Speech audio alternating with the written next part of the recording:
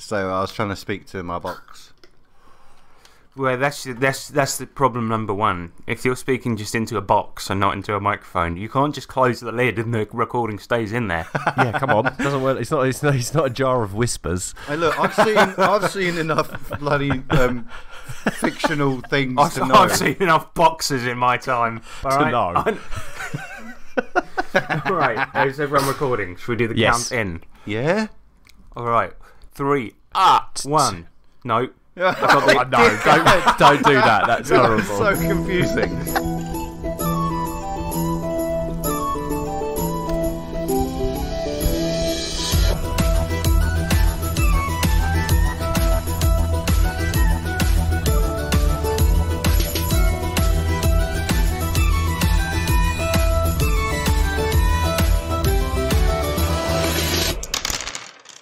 Hello and welcome to the 3T RPG podcast.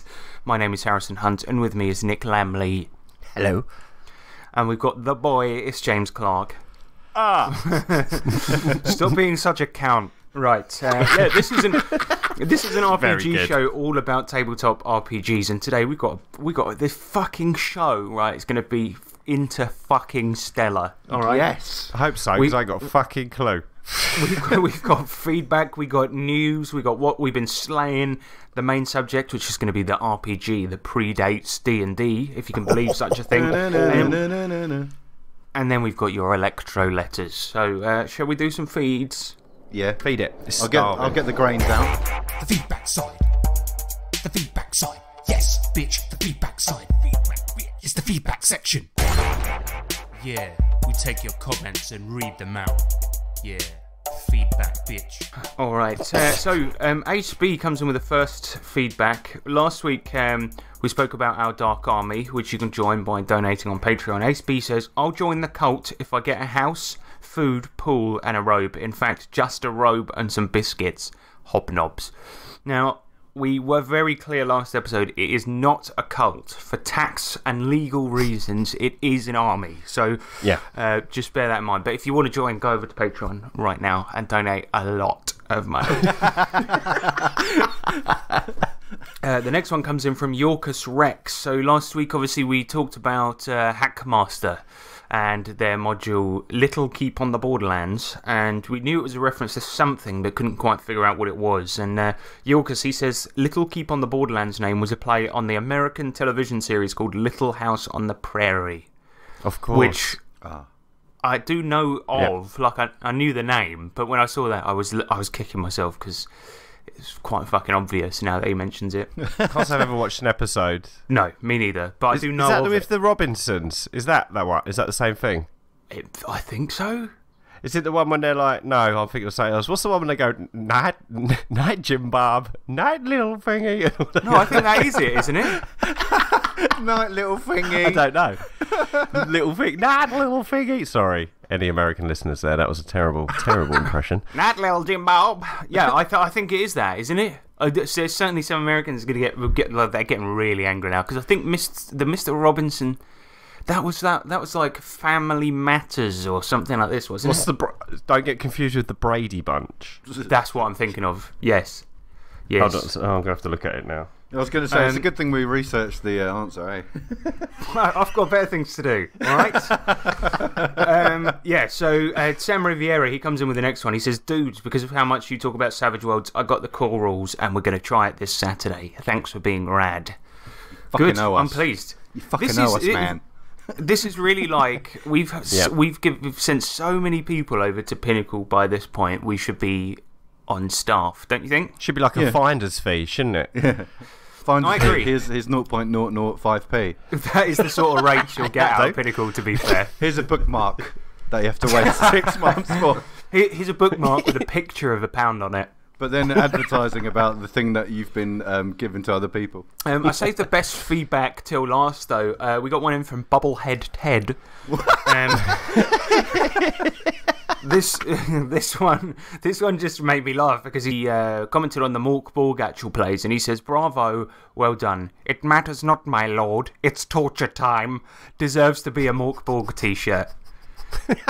Oh, mate. I just thought that was brilliant because I didn't well, I obviously forgotten that you'd said that, and that's I immediately upon reading that, I knew it was like a torn quote because it's like so torn. That is brilliant. But yeah, if you haven't listened to the actual plays, go ahead and do that now because it's got such brilliant quotes as that. That was Nick's character, who is a cult herb master. He's a drug dealer. We should pitch that T-shirt idea to the Murky Burky lads. Let's do that. That's a great idea. Well, we don't want them getting their money for it, surely. No, because as part of it, it would knockoffs? It would put our logo on it. Well, we make knockoff T-shirts of our own quotes. Is that what you're saying, Nick? But make it look like it's Mork Borg. That's right. Come into a store near you, a pirate T-shirt of a T-shirt that doesn't exist. Shameless. And that's it for feedback, lads. So, yes. Yeah.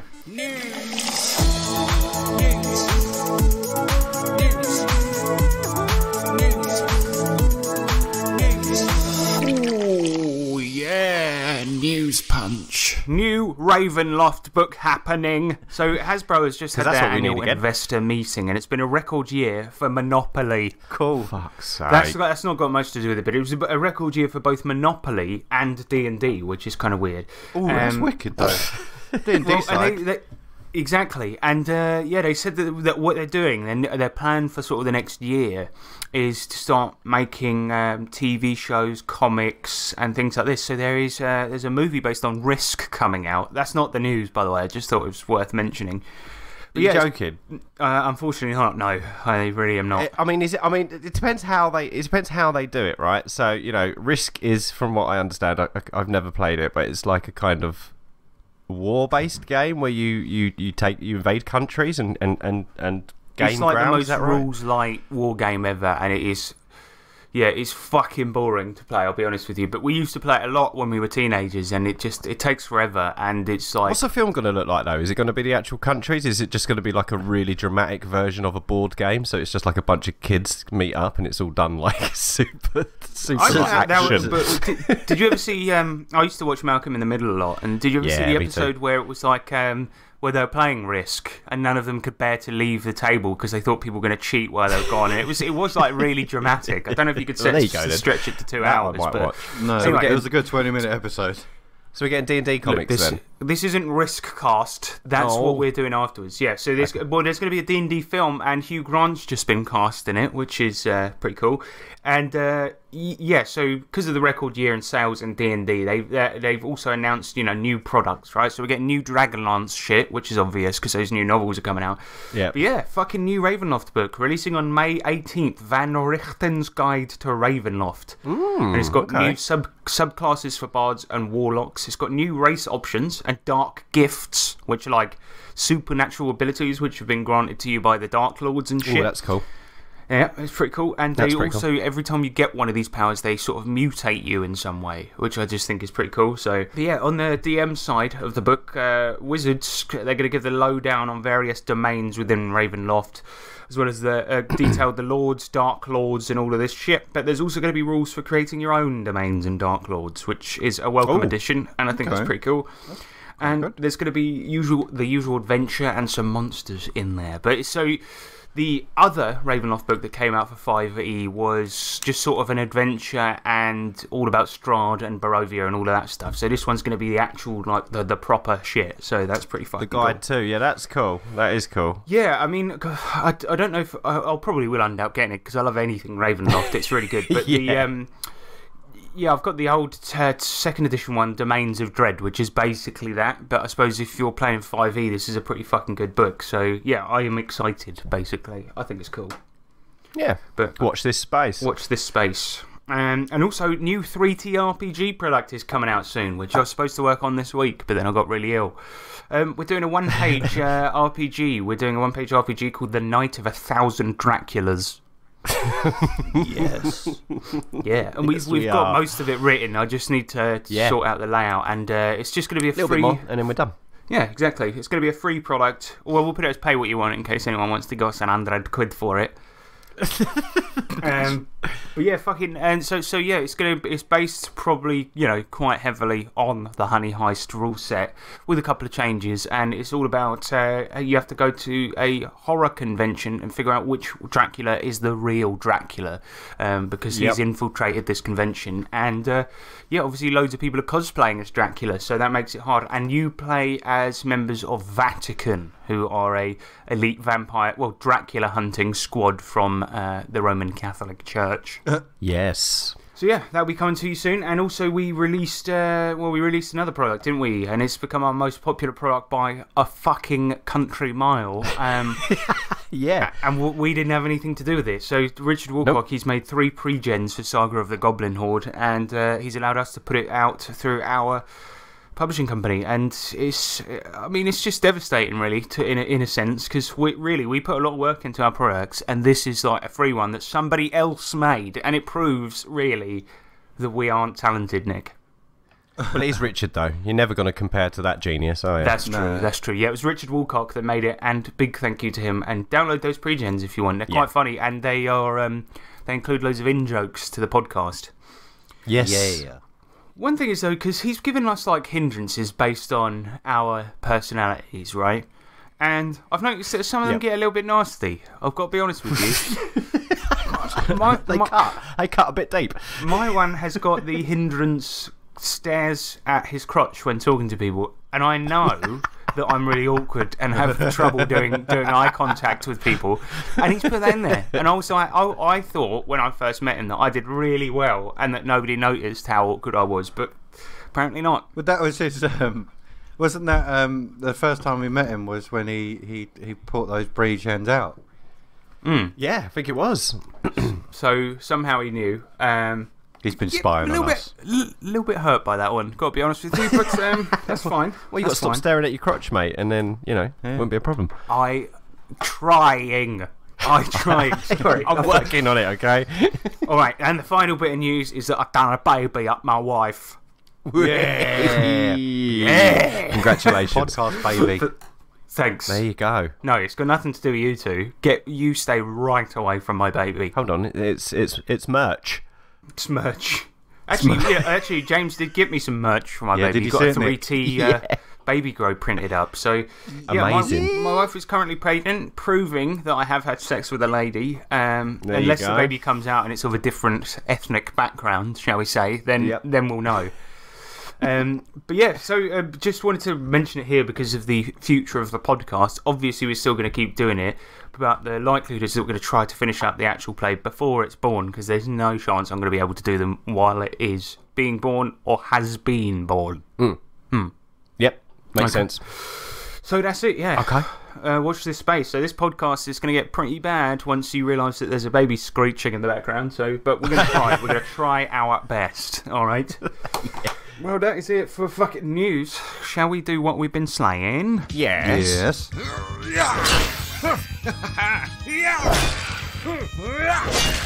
have one of these. Oi, yeah? What you slaying? All right, lads. Let's talk about tough guys. Oh my goodness me. So insane guys. Insane guys. Or mentally challenged guys. That's true. That's just our life. Yeah. So Tough Guys is the London expansion to Wise Guys, the gangster game for Savage Worlds. And we've been playing that. The guys have got basically they're part of this gang called the Holloway Firm. Nick is an area boss, and all the guys work for him, all the other PCs. So yeah, they've been given domain over an area in East London called Walford, fictional area. And they're trying to cut their slice of the criminal underworld out. It's pretty funny because so we just did a mission where this was probably the most brutal Savage Worlds mission I've ever run, and the characters had to basically go and set up a deal with some drug manufacturers in Africa. That was essentially what it was, and in order to do so, it was kind of a stitch up because the boss kind of put it to these guys like, "Hey, look, we've got this great opportunity for you. You know, it's going to be good. You're going to get some drugs to put out via your gang. And I'm just, chucking you a bone." But actually, really what it was that you had to smuggle some guns through customs to trade for the drugs. And Yeah, mate. I just watched this documentary, you know, about how cocaine is made, and yeah, a lot of these factories are like deep in the jungle. So obviously the guys had to not only smuggle a box of guns, but also get them deep into the jungle, and they got attacked by jaguars. So yeah, That was fun.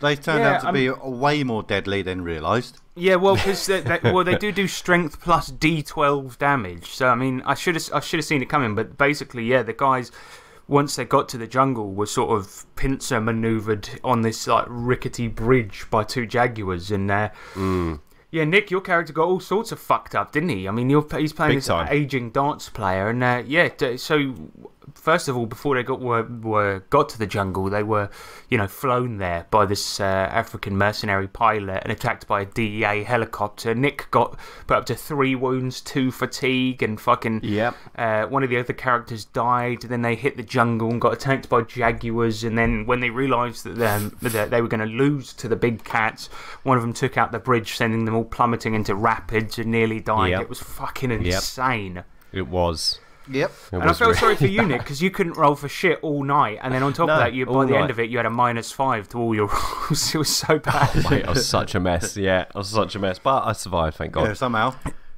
Somehow, yeah. That's the lucky part. But they did it. They got the drugs. They've also recruited the African mercenary lady to join their crew as a pilot and as a bodyguard. Yep. Yeah, then last session was a bit fucking weird, because here's the dizzle. In Wise Guys, you can play a Benny at any point, which is like a reroll token, to get the uses of a contact. But once you've done it, once they've helped you out with something, say for example you hire a cleaner to clean up a crime scene, you then owe them a favour, and you can't call in their services until you've done them the favour. And after one previous episode where they got really fucked up, they got the help of an ex-mob doctor who's now a vet to patch them up. And then now they owed him a favour, and he wanted them to get an exotic animal to sell to one of his clients. So what did we do last session, Nick? Well, you know what any normal person would do. You go and rob the zoo. Yes. And well, first of all, they wanted to get an animal for one of the PCs who has the Beastmaster edge. So they wanted to get him a new animal because his wolf died a couple of sessions ago. So yeah, they stole a koala and a sloth from the zoo. And what was pretty funny is, Nick, when you were running out of the fucking place, this fight started up because one of them, as a distraction, opened up every cage in the zoo. So we had security guards, the PC gangsters, wolves and lions all in a single fight. Nick grabs the sloth, legs it, sees a bus sort of pulling into a bus stop and waves it down. But obviously the bus driver sees the lions that are chasing him and tries to close the door. But Nick, your manoeuvre that you did to get onto the bus, tell us about it. It was beautiful, mate. Well, so I could see the bus doors closing, and you know, the window of opportunity closing very fast on me. So I had no other alternative but to use my wicked dart's eyes to pinpoint the emergency open button and then lob an arrow, and I just clipped the button to make the automatic doors open. It was back brilliant. up. It was like at a -4 as well, and Nick just gets out his pack of darts and just and chucks a couple, hits the door, and gets on the bus. It was so fucking good. I also, ramped up the silly a little bit, because even when you're on the bus, like you'd made it to the bus, he was still trying to desperately quickly sell you a ticket before the lions got on the bus. Yeah. Fucking stupid. He was like, so good. Where are you going? And you were just like, anywhere. And he's like, presses a random button. That'll be £47. Here's 50. Close the door. Yeah. And then I think the mercenary, the African mercenary that was with me, was like, "What about the others?" He's like, "Oh, they'll be all right. They're big boys." You drove off like past the zoo, watching them sort of like punching fucking wolves in the face. Yeah, he's the perks of being an area boss. Yeah. He's sitting there in safety, drives past this absolute miasma of chaos in the zoo that is us, and he's just like stares at us, doesn't even wave. You'll come back to Chippy though. You're fine. What was great about it though was that fucking sort of Nick Scarpa, James, your character, he's got a BMX, so he fucking legged it out of there. Mo Exotic, the football hooligan, he runs out. And what's funny is, because one character died on the African mission, he brought in a new character, and he's also an African mercenary that hid on their plane to get home. to get out of Africa, and now they've given him a job in the gang. But this was their first order of business upon arriving back in England. So when everyone legged it, and suddenly they left poor Payne is the guy's name. They left him on his own, just in the middle of fucking London. He had no idea where he was going to go. This country before, It was just like it only occurred to everyone at the point where I was like, okay, you've all escaped, you're safe, everything's fine. And then we cut to Payne, and he's just looking around a busy intersection in London, not sure where to go. It was just like, bless him. It's so bad. It was so funny, and yeah, he went into, and this isn't me sort of, bringing up taboo subjects specifically when we roleplay. It's just a thing, he went into a racist pub in London, which are things that exist in this country. Sadly, we had one in our town, and obviously he's a black guy, and so a fight ensued, and it was so badass. What he did was the three of these like skinheads in the pub sort of overwhelmed him and battered him to the ground. He gets 3 wounds, right, which means he's on a -3 for every roll. Just as he's sort of like picking teeth out of his mangled face, he just turns it around and he's like, "Fuck you," and pulls out his Desert Eagles and just absolutely wastes the lot of them, like with a couple of miracle rolls. And it was absolutely fucking great. Amazing. And he's like, "Where is the fish and chip shop?" or whatever. Like he's trying to get back to you guys.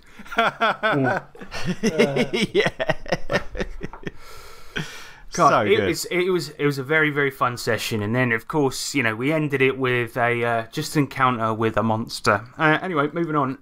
So yeah, games. No, sorry. So yeah, essentially there was a person they needed to get rid of in a previous episode, and they chucked her in the Thames. She climbed out and come back for revenge, and yeah, they had a fight with her in their local pub. So yeah, it was pretty fucking good. What's weird though is it like these sessions, like the wise guys specifically and tough guys, because you're playing bad guys, it's like the players just go a bit mental and sort of do whatever they want, which is, don't we? Yeah.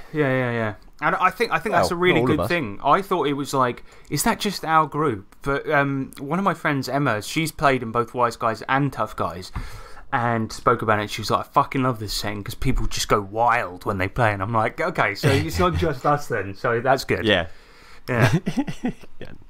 But I think it's just a really good game to be able to do that. Exactly, and yeah, because you're playing criminals, as long as you get stuff done. I mean, let's put it this way: currently, they're sort of buying drugs off a child soldier, have stolen a house off of a family, and it's going well. Now they're selling drugs out of a fish and chip shop. Bit of extortion to get a fish and chip shop. Yeah, that's true. Yeah, they stole the fish and chip shop off Poor Ian Beale as well. Kinda. We made it so he handed over the deeds to us.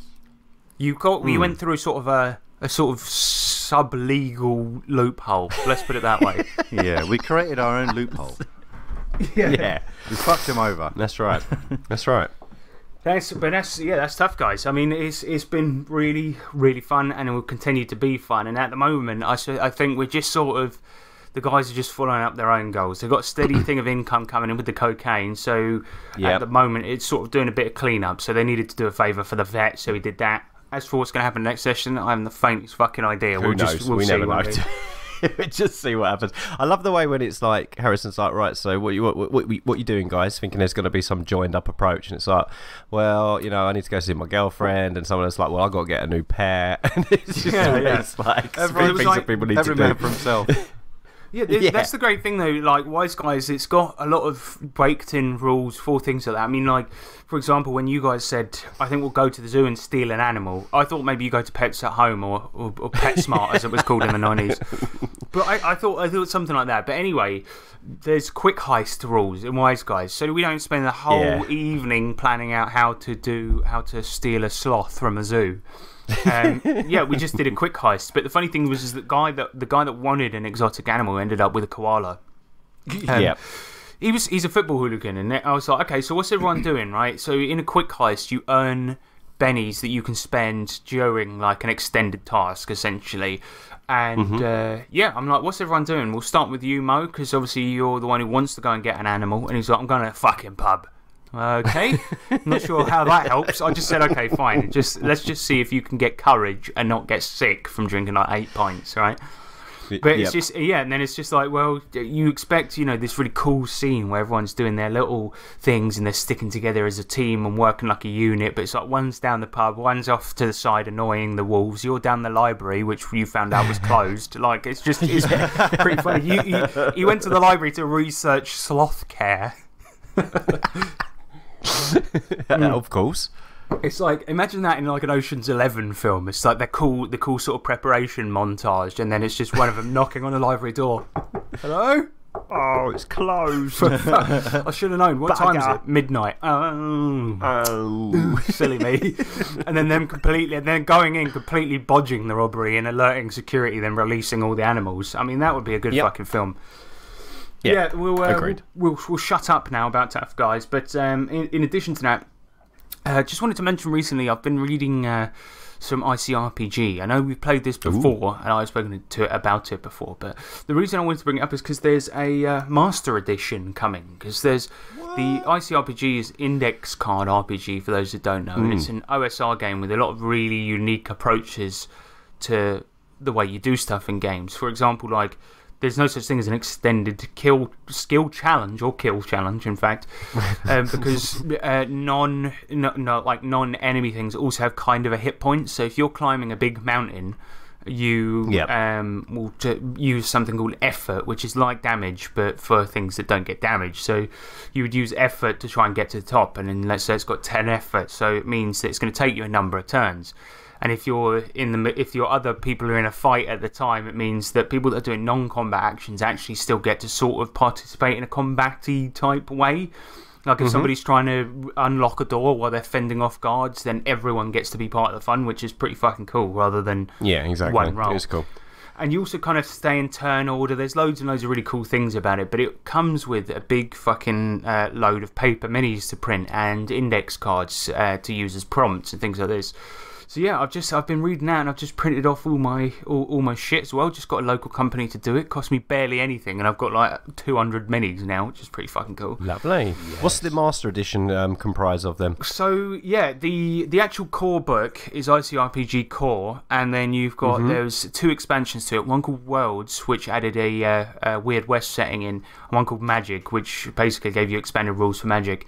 And basically, it's going to be a combination of the lot, but guns are now going to be their own damage die as well, because usually it was just a D6 for all weapons, but guns are now a D8, and Magic's gone up to a D10, which is pretty fucking cool. But yeah, so it's going to be like, this is going to be the definitive version of the game. Perfect. I was hoping this would happen. Now I can pick it up. Exactly. I mean, it's going to be pretty fucking good, and it looks to be like it. For any type of setting you want to play, Icrpg is very, very fun, and it's very supported online as well, because of these this culture of the fact that if you have a setting for it, you need to also bring out paper minis for it, so there's just shitloads of resources available. They're just everywhere. Lovely. Well, you remember when we played Fallout Icrpg, and the person who wrote that actually included like shitloads of minis in there. It's got fucking perfect. Can't remember any like ghouls, all of the fucking Fallout monsters that Mr. I can't Handy. remember. Yeah, exactly. Yeah, or everything basically. So it's a pretty fucking cool game, and I would check it out because it's, even if you just get it for the like GM help section, it's so fucking good. But yeah, I've just been reading it recently, and it's so good. Yeah, it is good. And just keep an eye out for Master Edition. I think it's the next couple of weeks it's coming out. Oh, perfect. But that's it for what we've been slaying, lads. Shall we do a bloody main subject? I can't wait. I'm really excited about this one. It's going to be wicked. Main. Subject. Magic. Main. Subject. Tokyo. Main. Subject.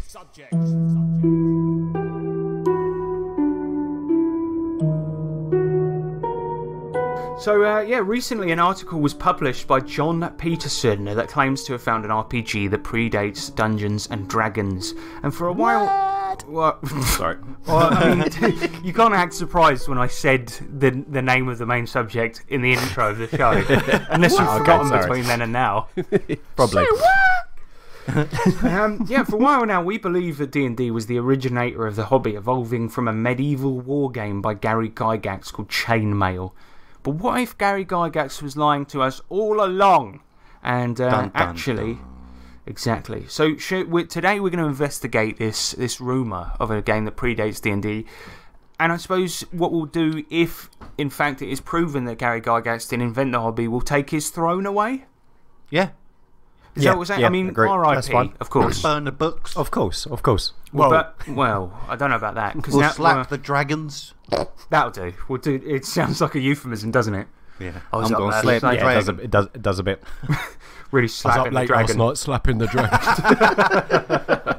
Oh, I'm knackered. So by most accounts, right, D&D was published in 1974, but it was almost certainly played before that, right? You see, according to a variety of sources, D&D, as we know, it was really the product of a bloke called Dave Arneson, right? So Gary, that throne is moving further away by the minute.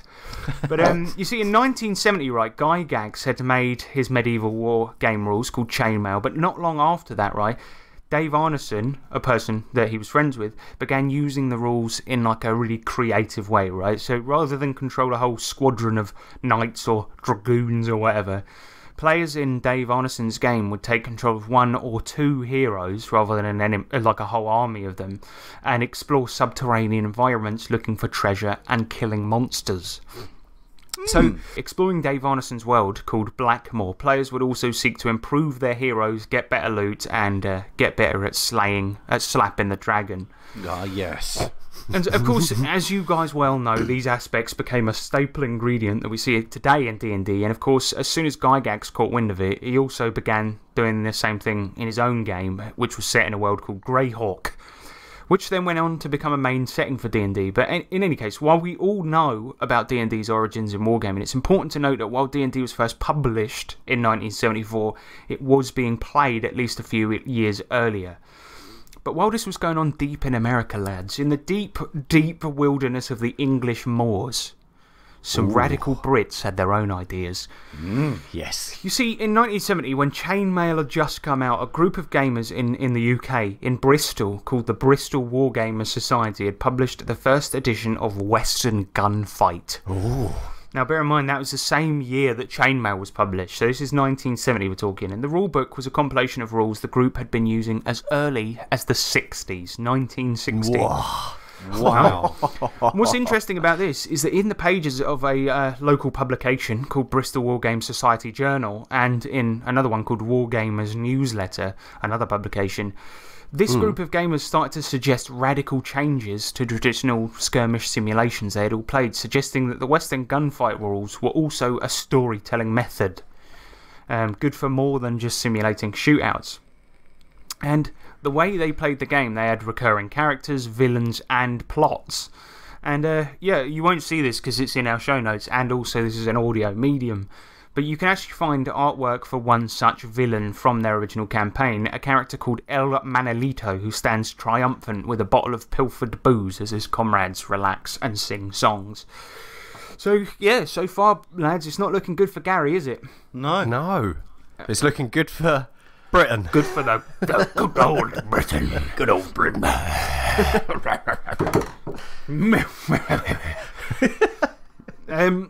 But funny enough, though, Churchill probably did actually play war games, didn't Probably, he? yeah, well, yeah. Because they used to use it to simulate, yeah. Was he playing Western Gunfight in Get me my WGF?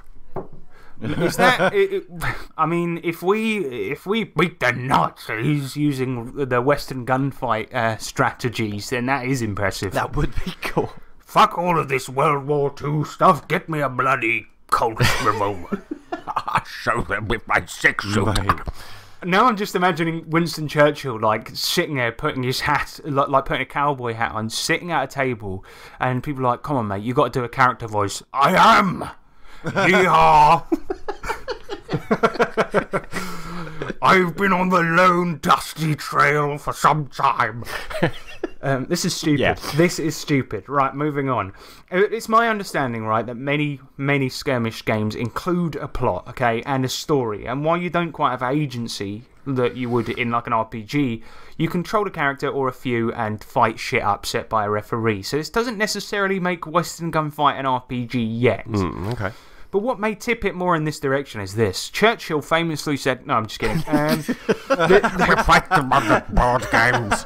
We fight them on the... Sorry. We fight them in the West. We fight them on the tabletop. Yes, James.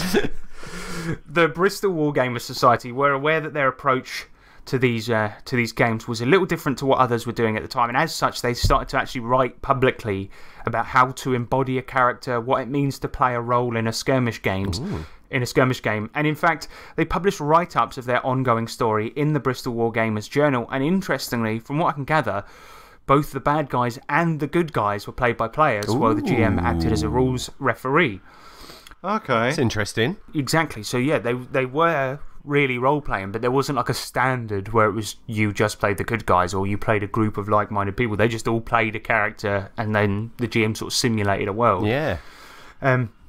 But yeah, one tale in the Bristol magazine talks about two players robbing gold bullion from under the noses of two other groups of players as they fought each other, which is pretty fucking cool because everyone just had their own goals. So like two groups went to this town to go and rob it. The third group heard about it, and as the two groups were fighting over it, the third group went into the safe, nicked it, and left without them even noticing. Yes. Now that sounds like role-playing. That villain that I mentioned earlier, El Manolito, I believe it was his crew that snuck in, so they were sort of like genius sort of robber types, which is fucking brilliant. Cool. It sounds like a game that we'd play, really. Yeah. If it was all kind of like that.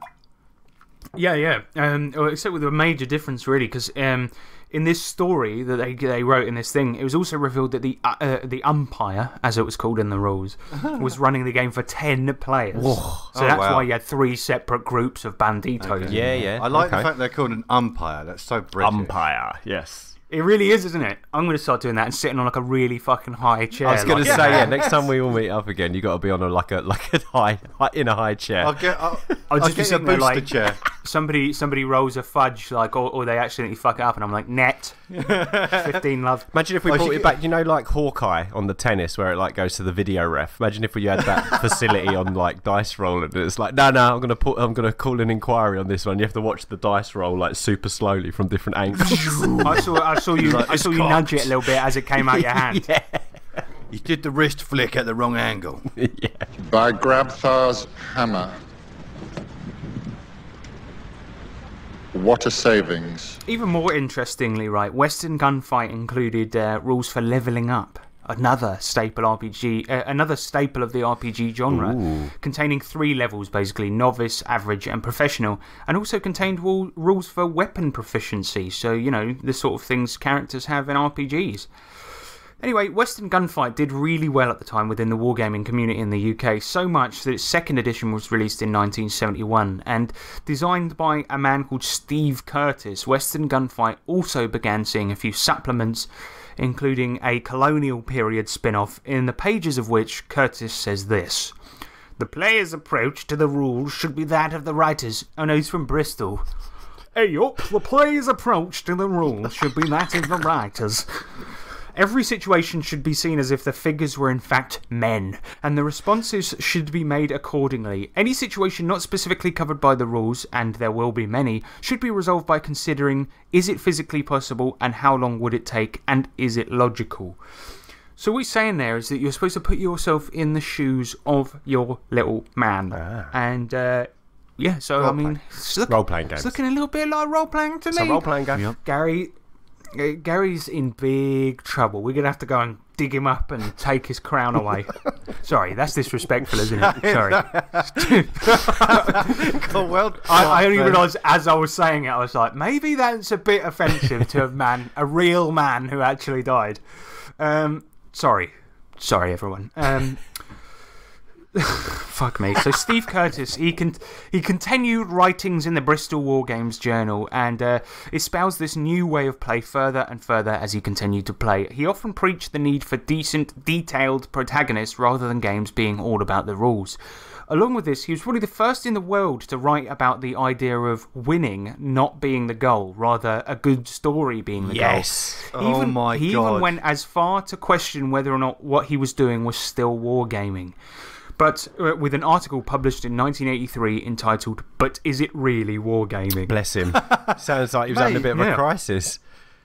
Well, the trouble is, though, is that this sort of uncertainty, and the reason he was having a crisis is because the products they were making RPGs didn't exist, and they were trying to sell to people who played war games. So in the article, he actually argues, yes, it is. It's just got a story. But he liked the depth of it. That's the thing. He liked that kind of role-play aspect as well, which obviously is part and parcel in the modern game, but it was lacking in the old games. If you do play skirmish games, like, you know, that shitty Fallout one, for example, it'll probably make it more fun just to put yourselves in the shoes of the character, even if you're not doing a voice and all of this stuff, but just sort of like acting how they would act in the fight, you know? It makes it feel more, and especially if it's like, you know, these wargaming, like if it's like a simulation type game, that makes it more interesting because you don't have, you know, if you've got an army and you start thinking about the army's morale, you start thinking about how long they've been out on the battlefield, you think about the weather conditions, and then that kind of stuff lends to like their boots are full of murky water, they're irritable. Yeah, you know? exactly. And you know, we've all kind of done it, like where, or I say we've all done it. We've all at least know about a situation where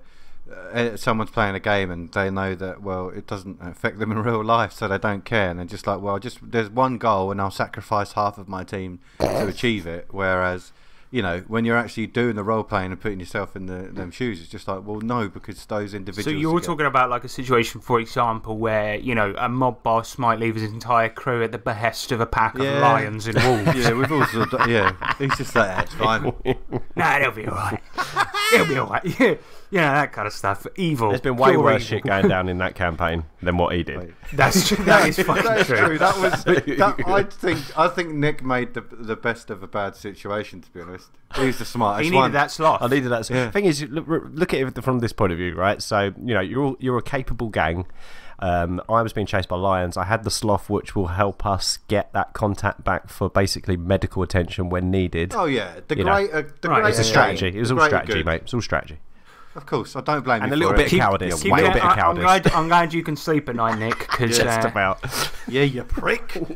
I was thinking actually, I might have a couple of eggs for lunch. Oh yeah. I'd like you to lay them, Nick, you chicken. Oh. Sorry. Anyway, let's get back to Western gunfight, right? Because this uncertainty about is this wargaming, is it not, could easily be seen as a transition into a new type of game entirely. Now, Gary Gygax, now this is the most damning piece of evidence of all. He wasn't unaware of this shift happening. In fact, guess what? He had a subscription to the Bristol War Gamers Journal. No way. I know. No way. And he knew all about all of this, even going as far as to play in a Wild West setting himself with his players, and even making his own Wild West wargaming rules called Boot Hill in 1975.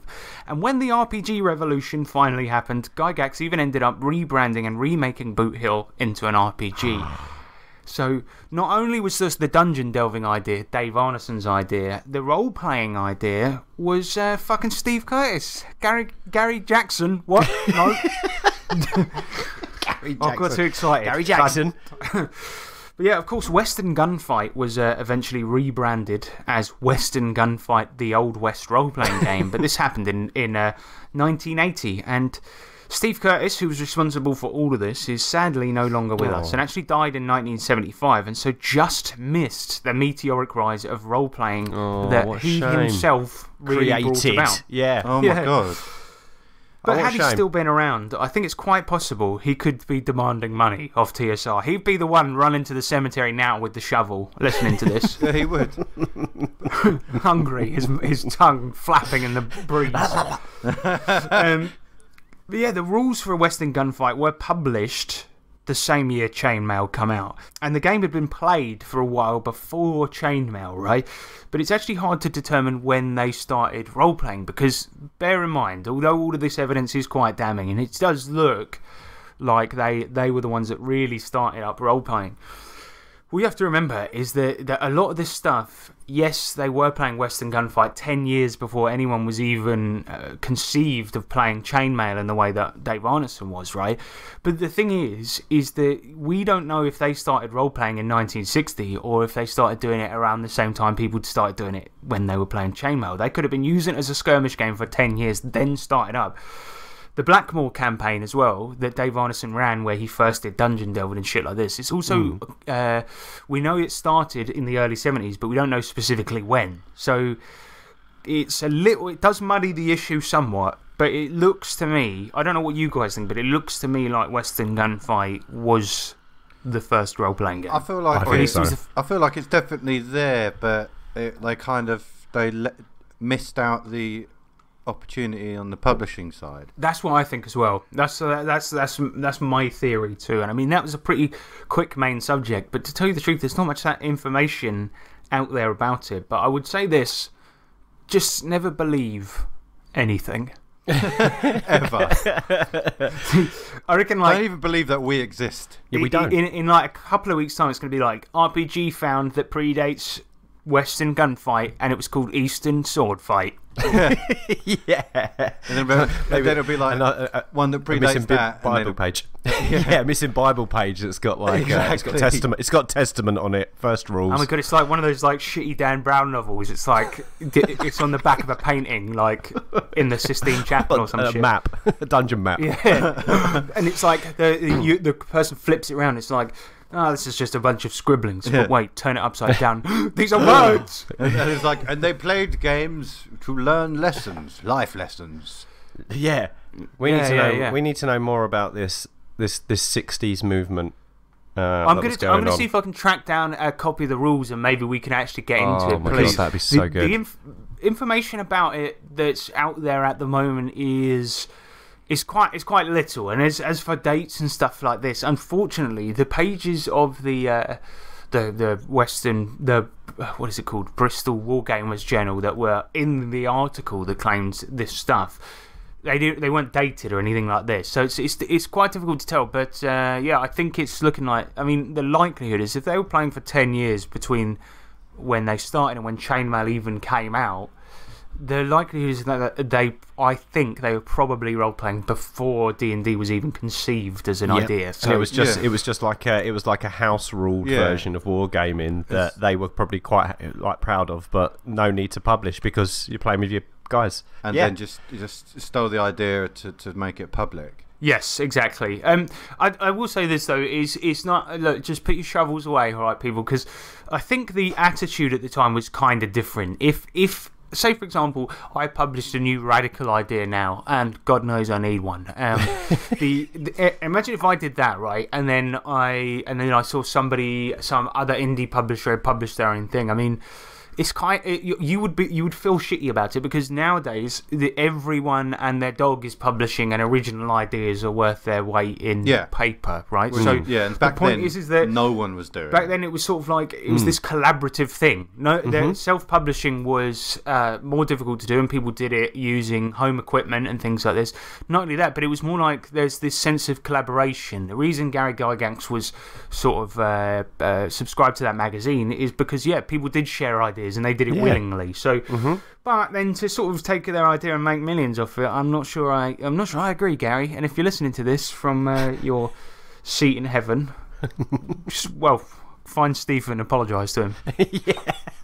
They might be playing. They might be gaming right now. I doubt it. They'll probably be on like tables sort of next to each other, sort of. And Steve Curtis like is at a con, like stink eyeing each other. And they're really giving each other the evils. And he's like, What I really like about this though is that it shows that there's been this urge to roleplay a cool character in a cool situation for years.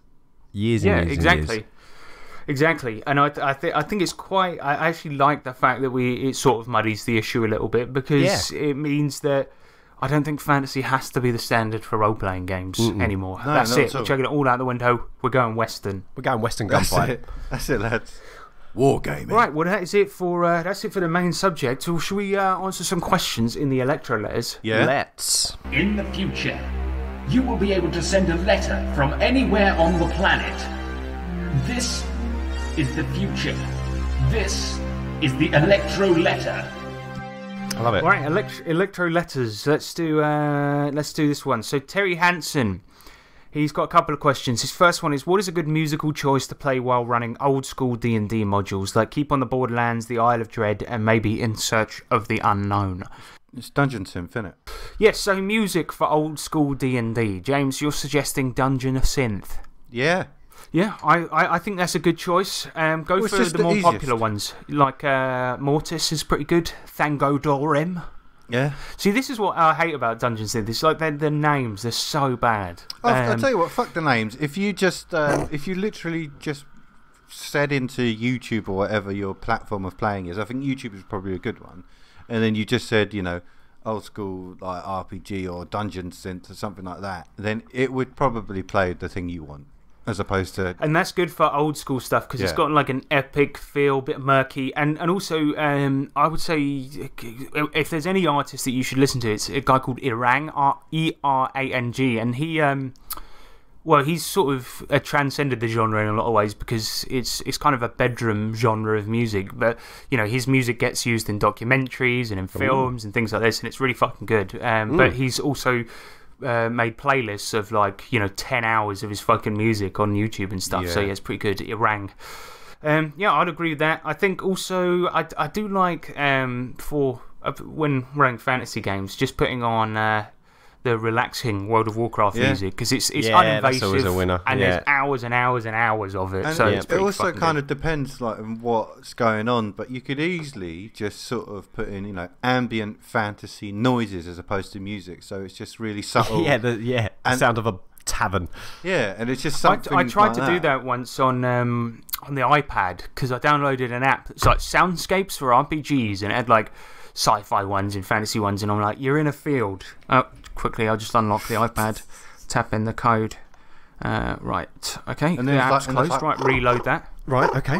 Yeah, it's like that is for the amount of atmosphere it creates, it's not worth it. But if you just put like one on in the background, it's kind of fine. Yeah. I always find that when you get to like a really epic fight and there's the most relaxing nature noises happening in the background, I'm always like, because James, you've got your TV remote there, and I'll just be like, James, can you just put on like some fucking like epic music, and then we'll put on some like really hench or orchestral music. Well, that's the tip, isn't it? If you've ever got like a fight scene or something's getting really, really dramatic, then you just got to quickly punch anything with epic in it.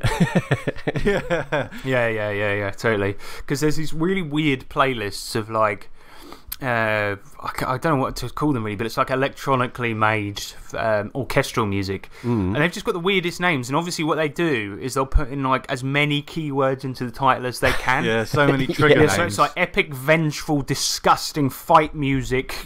Deadly. wonderful, large, big, enormous.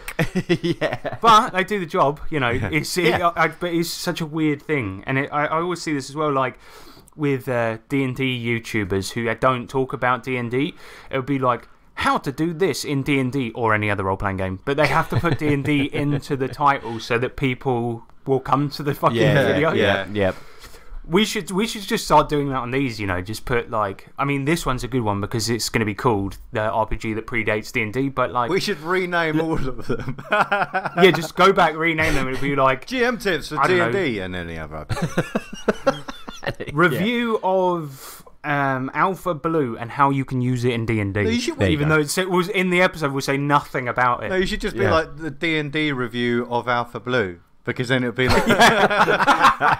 No. Here's how you get around it. You just put D&D player reviews Alpha Blue. That's what you do. That's it. D&D lovers. That's the tonic. Epic, vengeful, disgusting fight review.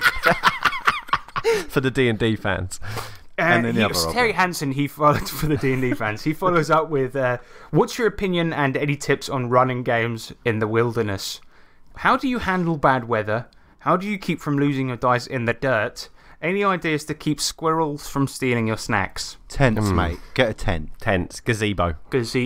Well, yeah, then you're going to put players right on edge. We know the famous gazebo story. Dun, dun, dun. Well, we've done it a couple of times because can you consider your back garden the wilderness, Nick? Especially if you get a lot of birds and shit, Yeah, it's good. Close enough, isn't it? But I think you're right amongst civilizations, so I'm not sure. We did it when after the first lockdown let up. In the park? That's true. Yeah. I'll say, okay, so tips for running a game outside, which is really fun to do if you ever get the chance. It's so nice. Make sure you have stuff to hold your sheets down. That's for sure. Yes, you need weights and trays. Yeah, weights and trays, and because if you to stop rolling in the dirt like a fool, just get a dice tray. Everyone has the dice tray that we know. But what annoyed me is my brother. He's like I don't know. He's quite stupid sometimes, and I was just like, I gave him his character sheet and he went, "Cheers." puts it on the ground, starts rolling a cigarette, and of course it fucking blows away. And then And I'm he's just just like, just looking put at something it. on top of it, right? And guess what he put on it? He put his fucking tobacco on it. So then he picks the tobacco up again to finish rolling his cigarette, and it flies off again. And he must have ran after it about 5 times. I'm like, just get a fucking stone or something. Just a What's pebble, wrong mate. with you? Next time you're down the beach, Just- get some round pebbles. Keep Stick them in your pocket. pockets. Yeah. Yeah. Walk them all And the then way walk back. into the ocean. Yeah. Fucking, yeah, so yeah, I would say get some pebbles. If you don't want squirrels stealing your snacks. Oh, I mean, how aggressive are the squirrels in America? Because the ones in Well- this country generally won't come up no, to here you go. No, they're quite polite. If you don't want squirrels stealing your snacks, get Buy a gun. No, get extra snacks for the squirrels. And a gun. Oh, that's nice. I did once. I was with a mate in. I was going to say the name of the park, but that's completely fucking irrelevant. I was in a park, right, and I was eating a Kit Kat, and a squirrel came right up to me and looked up at me expectantly. So I snapped off a bit and gave it to him. And it was holding like half one of those bars of Kit Kats and just nibbling on it. It was adorable. What a lovely moment. It really was. But yeah, so I would say get stuff to weigh your shit down. Yeah. Bring speakers as well, so you can play Absolutely. music and play. I was going to say that, yeah. Maybe play some nature noises over the nature noises. Yeah, because who needs the real stuff? Yeah. More power. Yeah, and I don't know, man. I've got a good one. If you're not too sure about the weather, what you could do is you could bring your character sheet, but put it in one of them thicker plastic wallets, and then use a dry wipe over the top. If you can't laminate a that's sheet, a great idea. Yeah, because you could Look get at one of that those little smart cunt. cases for a map, couldn't Yeah. you? Because you get those waterproof Yeah. ones that you can write on. there you go. Great idea. Although if it's raining like hell, just go back Yeah, inside. what are you doing? Really. It's like now we're preparing for like, okay, if there's a driving rainstorm and your town floods, just make sure you bring your dinghy with you. You carry on playing. Then you got 5 people just in dinghies, like trying to paddle to stay in formation as you're playing this RPG. Actually, that'd be fucking fun, wouldn't it? That sounds fun. Yeah, that's it for Terry's questions. Garrett Weinstein, he said, no relation. He says, when do we get to listen to a new Morkborg AP? He's addressed this a little bit. When we can touch each other. Yes, exactly. We only do the APs in person because the conversation needs to flow properly. And it's looking like it could be soon, but we're taking it not with a pinch of salt, but with a whole salt mine. Because, the lockdown restrictions are going to ease in the UK very soon, but we don't know if it's actually going to happen, to what extent. So hopefully, we're hoping that by mid-June, we should be able to get back together That's and pretty much record it. in the Yeah. actual place. That's when We we'll, hope so. we'll pump them out where we can, really. Yeah, so yeah. That's the unfortunate thing about the Today Times. I mean, we tried it online, doesn't work, so fuck it. But we will continue to do them. Just as soon as we fucking can, basically. Just when we can, yeah. We got another message in from Dave Porter. Now, this is a long one, but I'm going to read the whole thing. Go on. He says, "Hi, guys. Just finished listening to episode 76, and I noticed that Quick Ass Game System, or as you pronounce it across the pond, Quags, got a mention. Don't judge an RPG by its blindingly stupid name, lads, because Quags is an excellent rules-light generic system made specifically for comedic one-shots, aka shit that's right up 3T RPG's alley trademark." Yes. I will say, before we move on with the question, we after the episode, we did look it up immediately and all downloaded it. So, All of us of got it course, from it does seem TTRPG. right up our alley. Here is a link for the game system on Drive-Thru RPG. He includes a link. I'm not going to read that out. That would be mental. They're giving it away as pay what you want during the pandemic for you to peruse, but here are some highlights. Yum Yums. Imagine using actual candy as bennies, and you know what Yum Yums are, only don't imagine bennies, because both Quags and Savage Worlds came out the same year, and either Steve Johnson and Leighton Connor owe Shane Lacey Hensley a Coke, or vice versa. It serves the same function as bennies and XP and a few other RPG reward systems, but there's something visceral about bribing your GM with candy to make something happen that the poker chip doesn't produce. It also lets you do the baller move of eating your own Yum Yums, which would be the equivalent of lighting one of your bennies on fire at the table. WWPHITM? Continuing the trend of shitty names for good ideas, this stat is who would play him or her in the movie, which is a nice shorthand for your character's physical appearance and general attitude. Steve Buscemi saves about 10 minutes of everyone's life once per session in a Quags game. The supplemental settings, like Sharktoberfest setting mentioned in the episode, Quags had loads of gonzo. I've got to play that settings. Frat Boys vs Zombies, Funkadelic Frankenstein on the mean streets of Monstertown, Laser Ponies, and Hobo Manser, just to name a few. Hello.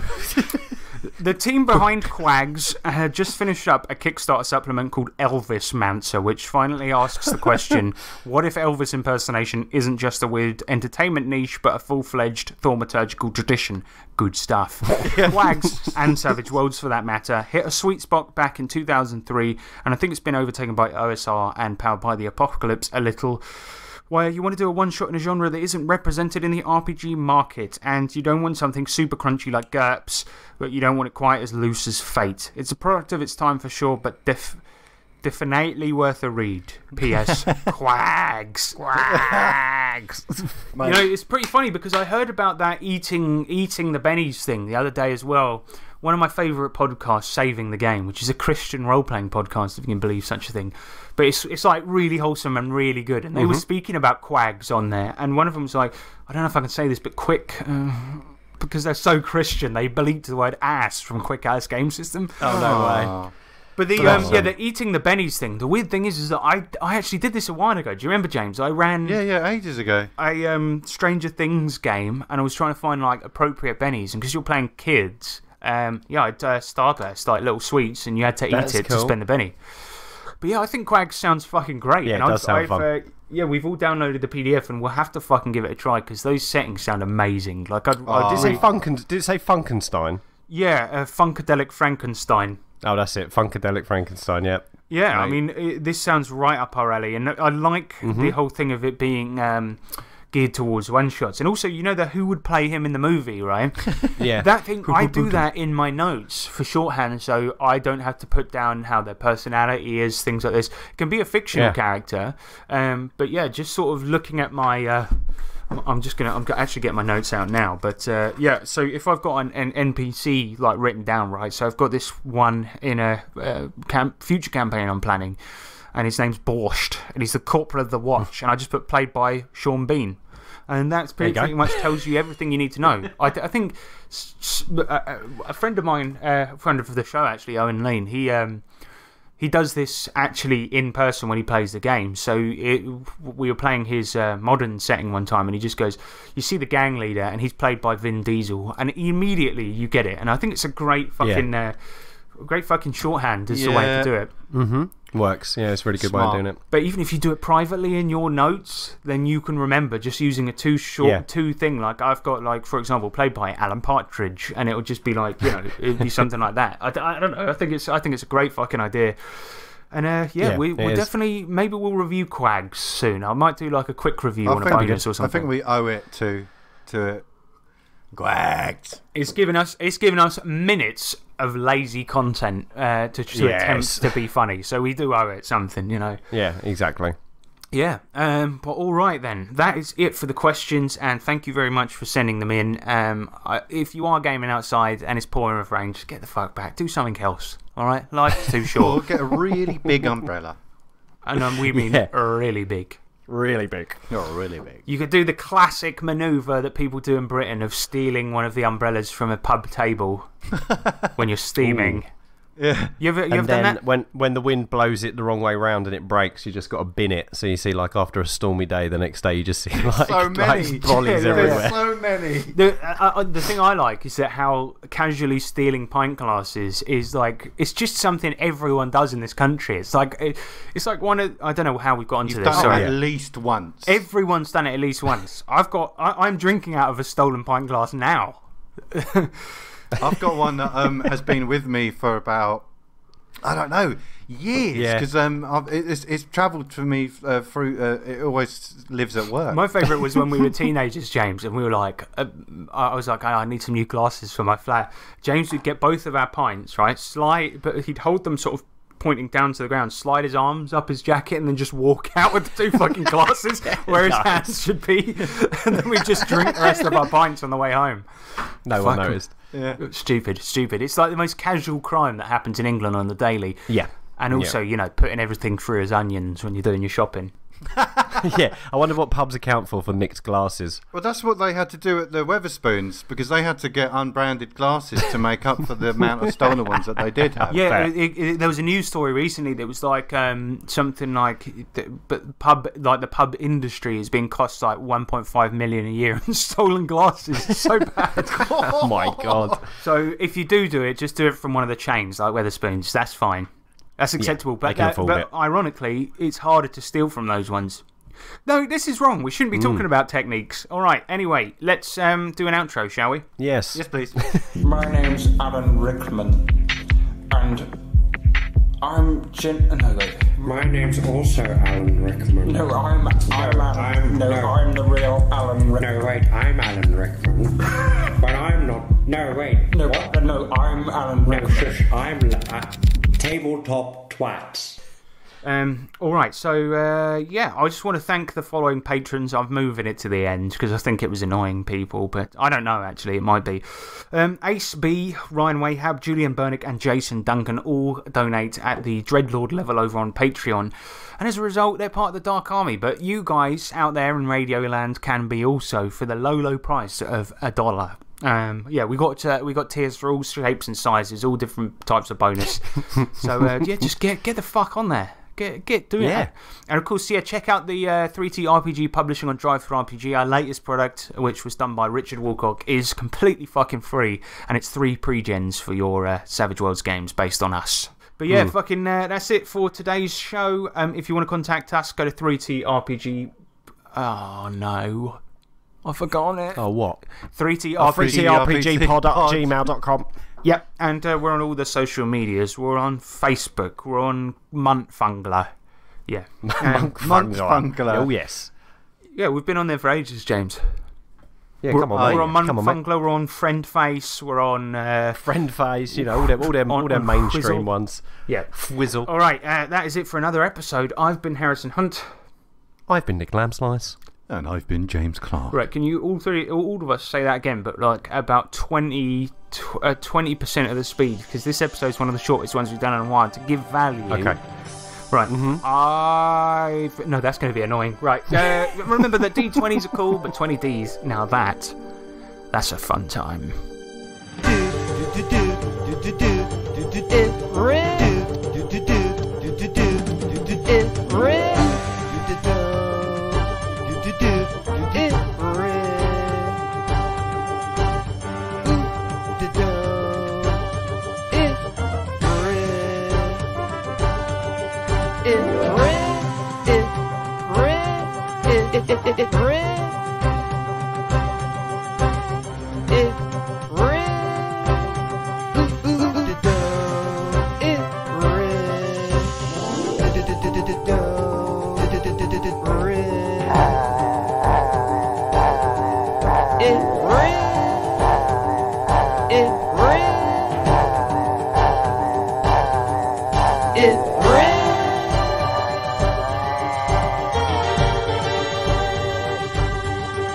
It